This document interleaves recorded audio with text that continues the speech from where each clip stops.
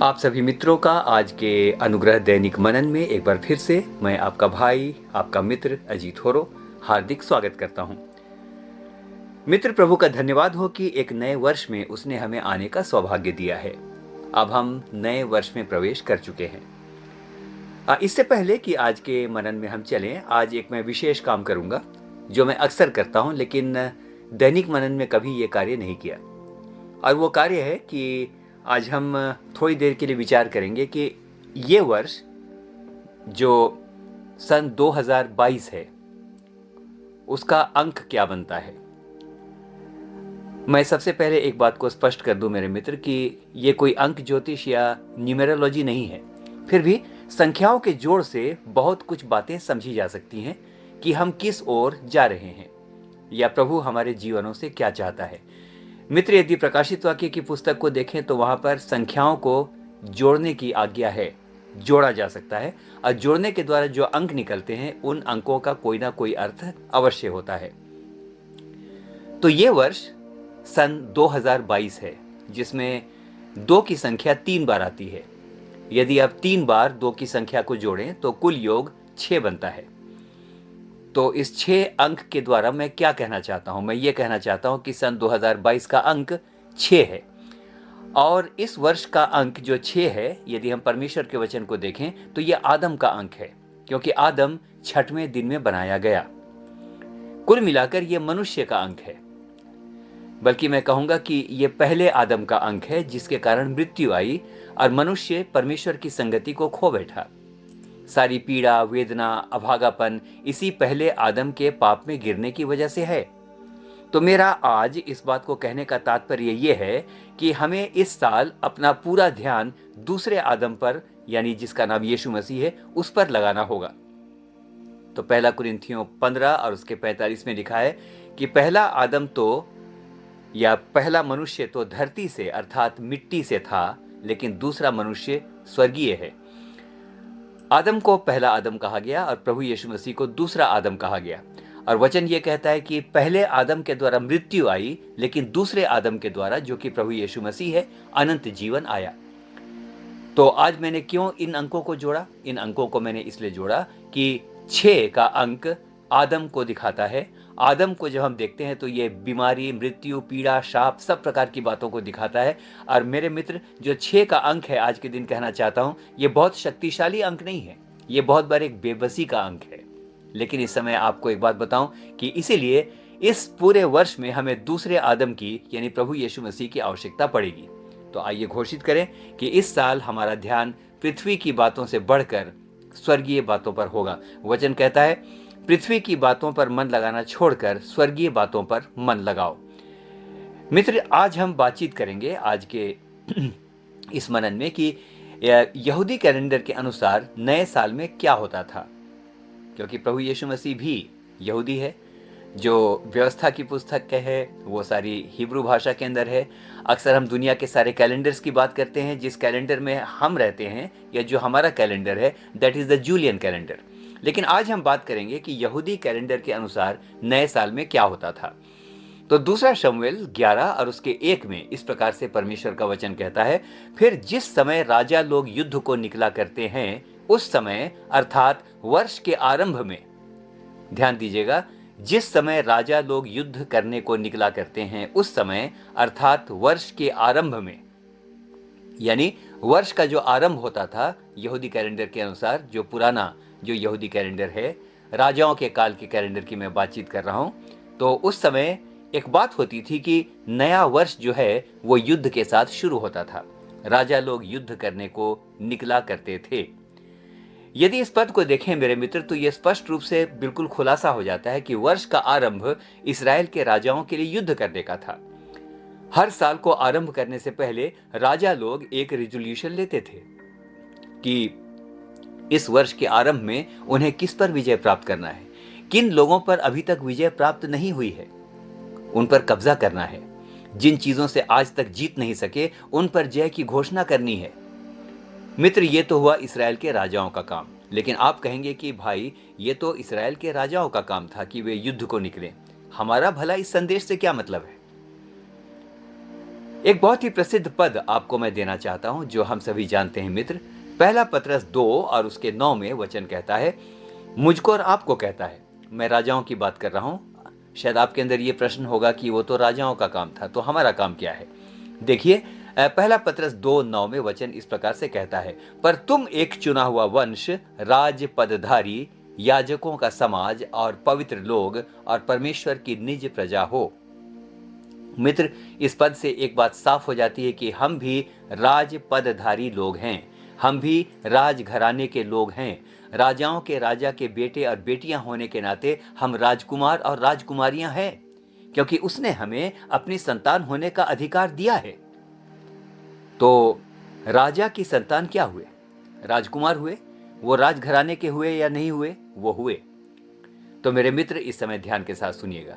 यदि इस तरह से देखें तो नए साल का आरंभ हमारे लिए भी युद्ध की घोषणा करने का है, क्योंकि हम राजघराने से संबंध रखते हैं।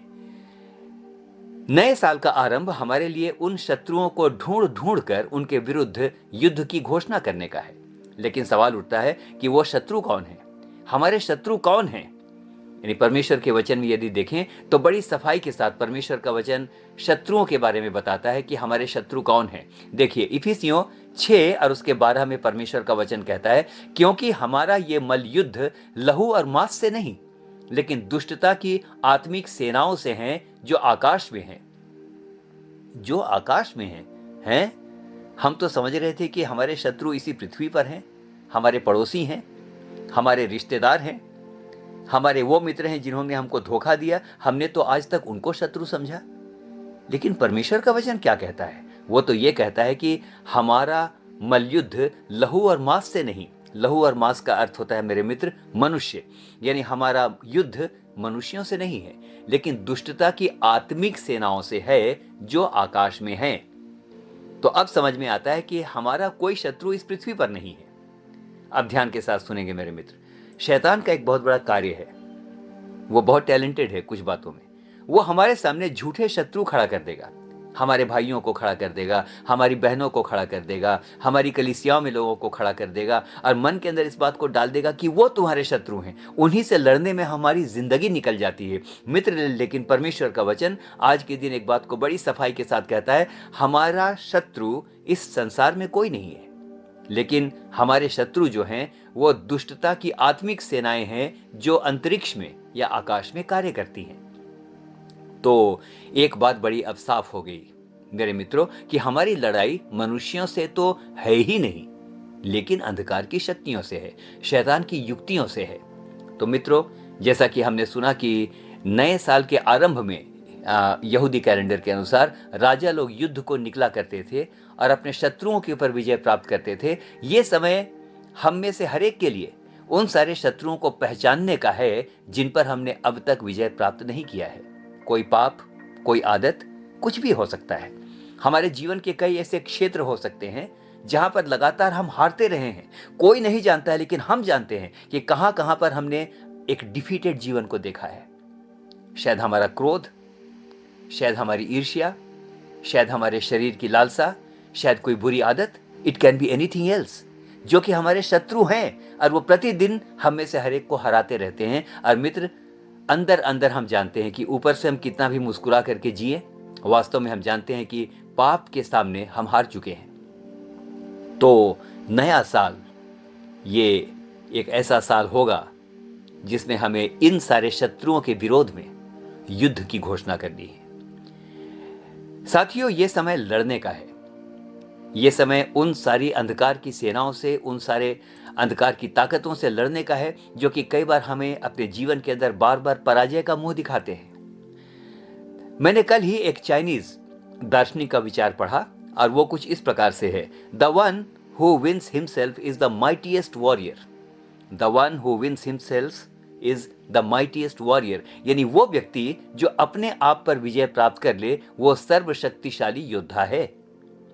आइए मित्र, आज प्रार्थना के साथ नए साल के आरंभ में अभी हम चल रहे हैं, अपनी पराजयों को देखें, अपनी उन कमजोरियों को देखें जहां हम अक्सर हारते रहे हैं, और यीशु के नाम पर उन सारी आदतों, उन सारे पापों के विरुद्ध में, अपने मन के उन सारे विकारों के विरुद्ध में युद्ध की घोषणा करें। और मैं जानता हूं यदि प्रभु यीशु मसीह के नाम पर हम युद्ध की घोषणा करेंगे तो आज नहीं तो कल हम विजय को प्राप्त करेंगे। मित्र, एक बात हमें स्मरण रखनी चाहिए, अपने विल पावर से, अपने संकल्प से, अपनी इच्छा शक्ति से हम कुछ नहीं कर सकते हैं। हाँ, प्रभु चाहता है कि हमारी इच्छा शक्ति हो, लेकिन हमारी इच्छा शक्ति तब तक कार्य को सिद्ध नहीं करती जब तक उसमें प्रभु का अनुग्रह ना हो। वचन कहता है, ना तो बल से ना शक्ति से, पर मेरी आत्मा के द्वारा ये पहाड़ टल जाएगा। सो मेरे मित्रों, अपने विल पावर के द्वारा नहीं। मैं अपने बहुत सारे मित्रों को जानता हूं जो कि अक्सर जब नया साल आने लगता है तो मुझसे मिलते हैं और वो कहते हैं, भाई इस बार हमने सोच लिया है कि इस बुरी आदत को हम छोड़ देंगे। नए साल के दिन से हम इस काम को नहीं करेंगे। मित्र, नया साल आता है, 1 2 3 4 दिन वो अपनी प्रतिज्ञाओं में अटल भी रहते हैं, लेकिन शायद 10-11 दिन से अधिक नहीं, दोबारा फिर वो वहीं पहुंच जाते हैं। तो मित्र, ना तो बल से ना शक्ति से, पर प्रभु की आत्मा के द्वारा ही हम विजय को प्राप्त कर सकते हैं। किसी भी बुरी बात को त्यागने का सबसे उत्तम तरीका है हम स्वयं को प्रभु के हाथ में सौंप दें और अपनी इच्छा शक्ति को भी दृढ़ रखें। ध्यान दीजिए मेरे मित्र, एक ही बार में हम सब कुछ नहीं त्याग सकते हैं, एक ही बार में सब कुछ नहीं छोड़ सकते हैं। यह प्रक्रिया बहुत धीमी है। व्यवस्था विवरण 7 और उसके 22 में परमेश्वर का वचन इस प्रकार से कहता है, परमेश्वर ने इसराइलियों को कहा, तेरा परमेश्वर यहोवा उन शत्रुओं को तेरे आगे से धीरे धीरे निकाल देगा, तू एकदम से उनका अंत न कर सकेगा। हाँ मेरे मित्रों, यानी परमेश्वर ने अपनी प्रजा को कहा था, मार्ग में बहुत सारे शत्रु मिलेंगे, लेकिन एक ही बार में तू सब पर विजय प्राप्त नहीं कर सकता। तेरा परमेश्वर धीरे धीरे उन्हें तेरे आगे से निकाल देगा। मित्र, यही बात आत्मिक युद्ध में भी लागू होती है। कुछ दिन पहले मैंने इसी विचार को शेयर किया था, लेकिन दोबारा मैं इसको रिपीट कर रहा हूं। आत्मिक वॉरफेयर में भी इसी प्रकार की प्रक्रिया चलती है।